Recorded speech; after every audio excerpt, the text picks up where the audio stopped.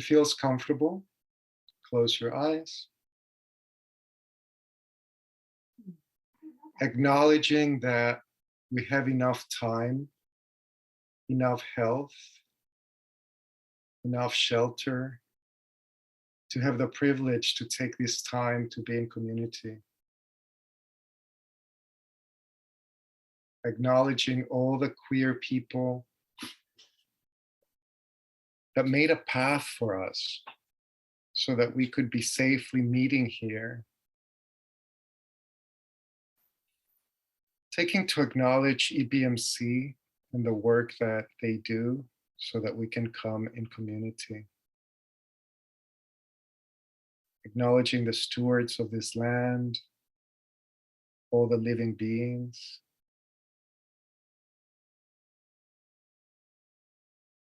So that we know that we are surrounded by everyone that has loved us.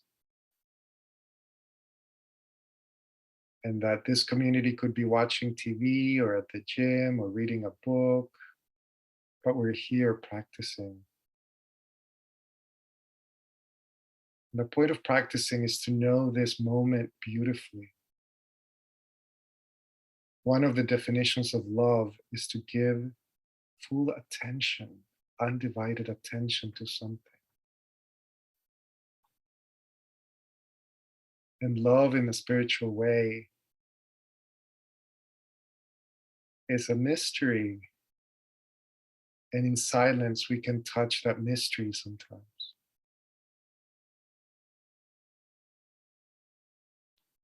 Acknowledging this body that is working for us. Let's give attention to our heart. We don't have to tell it to pump our blood, and there it is pumping. Whether your heart is healthy, whether your heart is young or old, your heart is pumping this blood.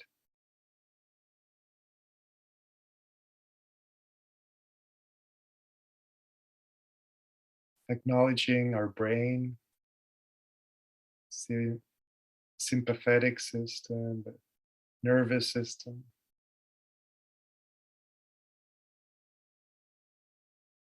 How about our lungs? Just acknowledging that this is inside of our bodies, and without breath, we die.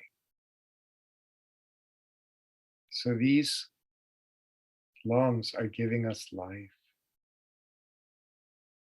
They work 24/7 so that we can have the privilege of life.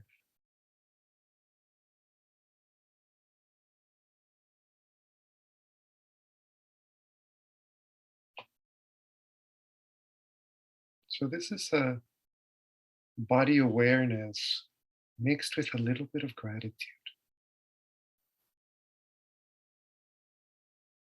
If you have your feet and you're able to walk,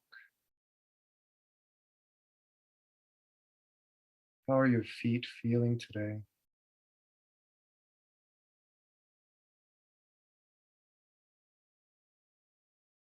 With our knees. As people age, there's so much complaining about the knees. And so let's send compassion to the knees and to any part of the body that is sending that message of pain. Physical pain is a message saying, take care of me, I'm bleeding, I'm bruised, I'm infected. With the chronic conditions that we may have, compassion is understanding dukkha. Dukkha translated as that which is difficult to withstand. Let's acknowledge our shoulders. We carry stress. You know, when we have a backpack, we have a burden. But we also have emotional burdens that get registered in different parts of the body. This loving community is also helping us honestly heal hurts that have been there for 1,000 generations, 100 generations, 10 generations. And the people that survived, they wanted you to be happy. And we honor those people, and we honor our practice.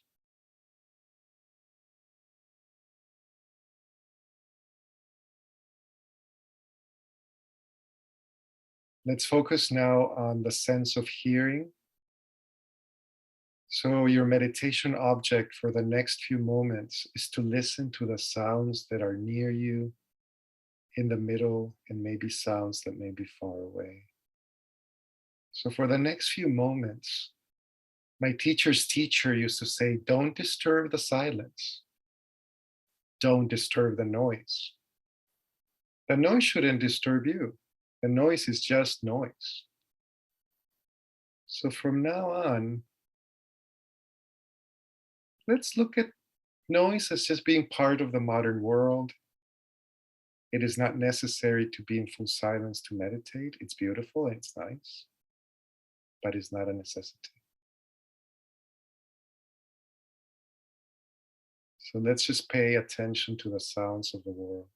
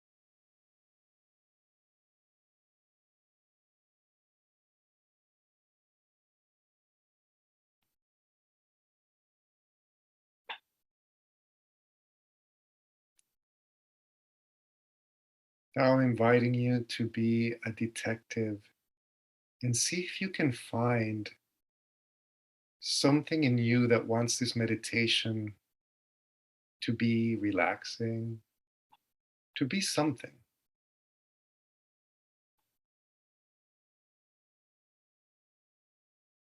Remember that the hindrances is the natural way that the mind goes. You will either feel sleepy, distracted, angry, remorseful. These things can happen. So, a meditation object can suppress these things, can help you anchor yourself, but knowing that the mind is just the mind.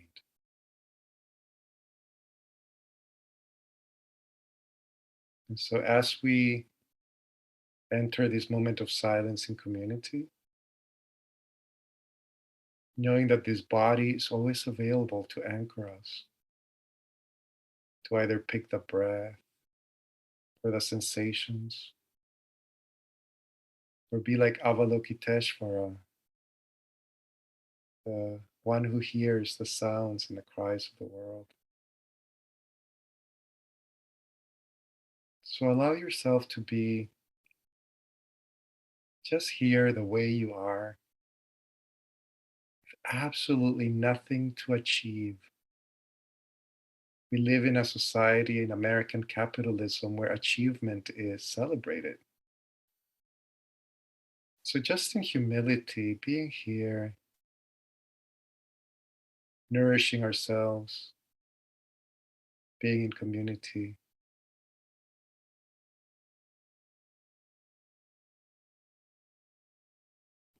doing this practice of cultivating the mind.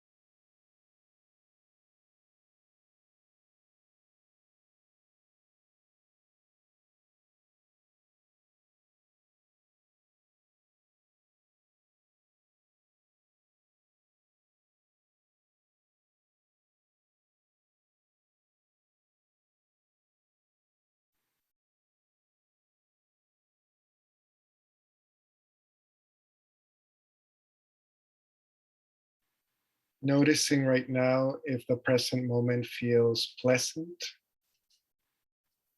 whether it feels both pleasant and unpleasant, whether it feels neither, or whether the present moment feels unpleasant. So, are you liking this moment? Are you neutral? Or are you not liking the moment? And being with it, being with that feeling of neutrality or pleasant or unpleasant.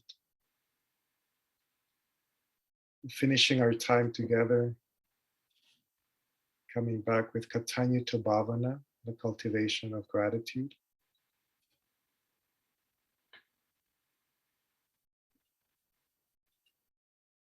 The Pali scriptures, the definition of gratitude is noticing what has been received. It's noticing what has been received. So if you notice that you have clothing,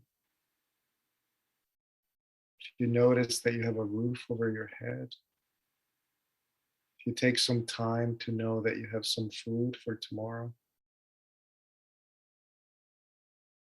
noticing if you have a little bit of medicine for your needs. And anything that is not medicine, clothing, shelter, food is a blessing.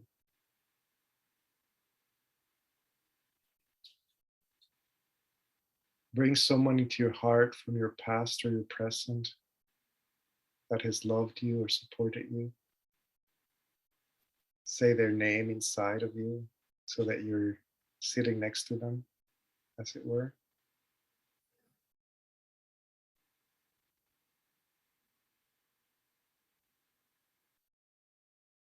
May this practice benefit us, heal the LGBTQI plus community, and continue to open paths for future generations and for places where it is not safe to be who we are.